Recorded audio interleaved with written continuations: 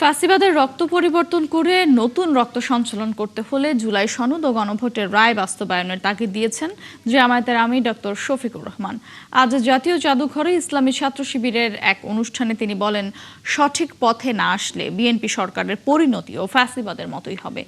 আরেক অনুষ্ঠানে বিরোধী দলীয় নেতা হুঁশিয়ারি দেন, জুলাইকে ভুলিয়ে দেওয়ার চেষ্টা করা হলে জনগণকে সাথে নিয়ে প্রতিরোধ গড়ে তোলা হবে। আরও জানাচ্ছেন ইলিয়াস আকুন।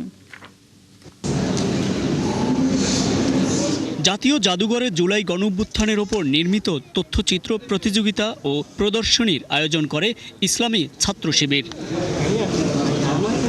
অনুষ্ঠানে সভাপতির বক্তব্যে সংগঠনের কেন্দ্রীয় সভাপতি নুরুল ইসলাম সাদ্দাম অভিযোগ করেন, একটি গোষ্ঠী জুলাই আন্দোলনের ইতিহাস ও সত্য দলিলগুলো মুছে ফেলার চক্রান্ত করছে। জুলাইয়ের চেতনাকে ধ্বংস করার জন্য উঠে পড়ে লেগেছে।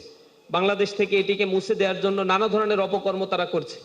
এতে জামায়াতের সেক্রেটারি জেনারেল অধ্যাপক মিয়া গোলাম পরোয়ার বলেন, জুলাইয়ের চেতনা প্রজন্মের পর প্রজন্ম লালন করতে হবে।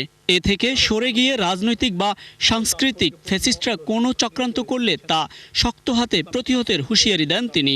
জুলাইয়ের চেতনা ধারণ করতে হবে প্রজন্মের পর প্রজন্ম।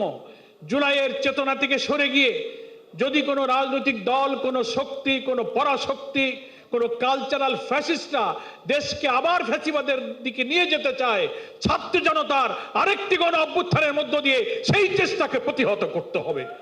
প্রধান অতিথির বক্তব্যে জামায়াতের আমির ডক্টর শফিকুর রহমান বলেন, জুলাই আন্দোলনের ত্যাগই 5ই আগস্ট রূপ নিয়েছে চূড়ান্ত বিজয়ে। শহীদদের আকাঙ্ক্ষার বাংলাদেশ গড়া ও খুনিদের বিচার সুনিশ্চিত করার তাগিদ দেন তিনি।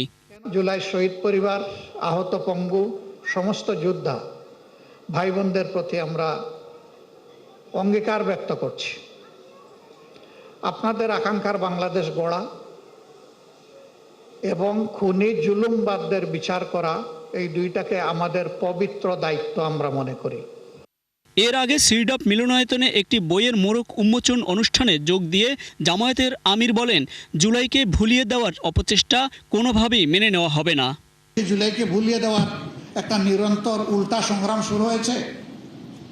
যদি সেই রকম কোনো সংগ্রাম হয়ে থাকে, আমরা মহান আল্লাহর উপর ভরসা করে বলছি, দেশবাসীকে সাথে নিয়ে এই সমস্ত কিছু ইনশাআল্লাহ তছনছ করে দেওয়া হবে। স্বাধীনতার 55 বছর পার হলেও মুক্তিযুদ্ধ এবং শহীদদের সঠিক তালিকা না হওয়ায় আক্ষেপ করেন জামায়াতের আমির। 55টা বছর চলে গেল। ইলিয়াস আকুন, 71, ঢাকা।